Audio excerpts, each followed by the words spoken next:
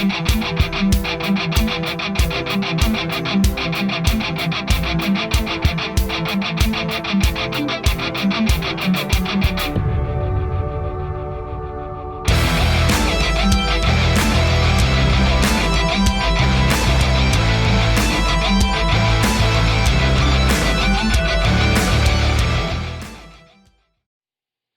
fans, this is the Packer Mentality Podcast. Whether you're new to the channel or you've joined me before, welcome and thank you so much for being here.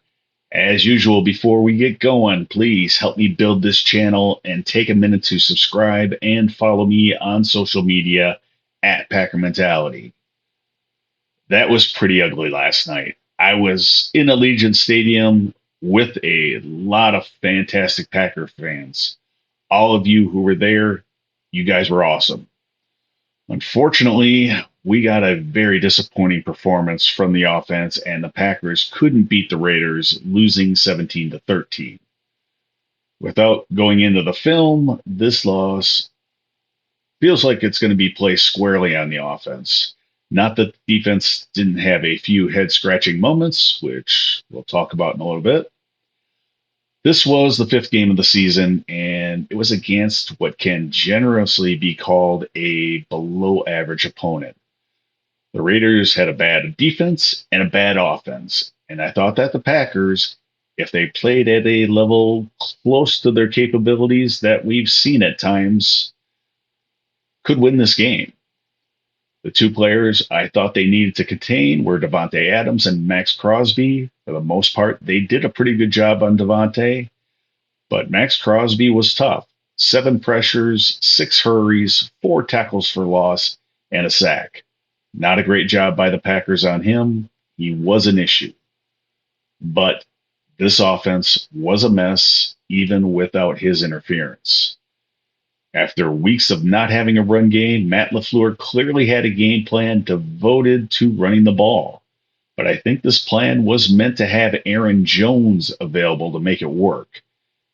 Jones was inactive, leaving the work to A.J. Dillon and Patrick Taylor. To his credit, despite all the criticism myself and a lot of other people have laid on him, A.J. Dillon played pretty well, I think. 20 carries, 76 yards. And he seemed to be running the ball better than he had in previous games. The run blocking seemed a little bit better with Elton Jenkins back. But on the Raiders side of the ball, they seemed perfectly content to let AJ get 3-4 yards because there was never any threat of a big play. That's not AJ's game. This game, without Aaron Jones, completely lacks any explosiveness. The passing game was a disaster. For most of the game, it was, whether it was by design or a conscious effort by Jordan Love, felt like all the passes were short. Completely different than the first 4 games where the Packers were all 10 yards or bust. I don't know if this completely took Jordan out of his game, but he was bad. He looked uncomfortable running this offense. There's no way to sugarcoat it. 3 interceptions, a bad decision or forced throw on his first interception. It's possible that he was coached to trust that this particular route is always going to be open, but you can't just blindly throw it. He was under pressure, but that's still no excuse for throwing that ball. The second interception was a good play by the defensive back, deflecting the ball meant for Christian Watson, but it was poor ball placement by Jordan Love. He's got to throw the receiver open on that play. And his interception in the end zone at the end of the game was just a poorly thrown ball. He did not give his receiver a chance to even make a play on that ball. It's just way too short. If it weren't for the long pass to Christian Watson that went for 77 yards, he would barely have had 100 yards passing tonight.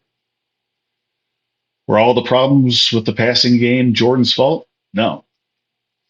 Did his receiving group let him down? Yeah. One too many Bad routes. You can clearly see guys not in the right places. One play had three receivers all within 5 yards of each other. That's not how that route is drawn up. There are still too many drop passes at the worst times, and definitely happening last night. On the final drive in Raiders territory, Luke Musgrave drops a pass that would have been a first down. On the very next play, Romeo Dobbs also drops a first down catch. The next play is that final interception. If just one of those passes got caught, are we having a different discussion today?